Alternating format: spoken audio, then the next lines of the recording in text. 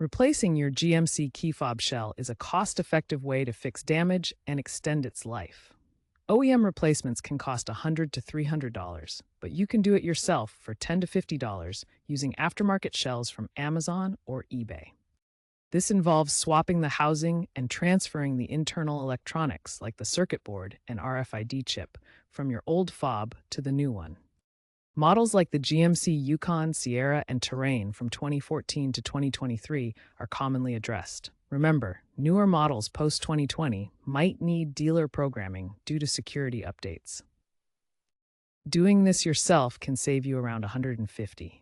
First, carefully pry open the old shell using a flathead screwdriver. Remove the battery, usually a CR232 type.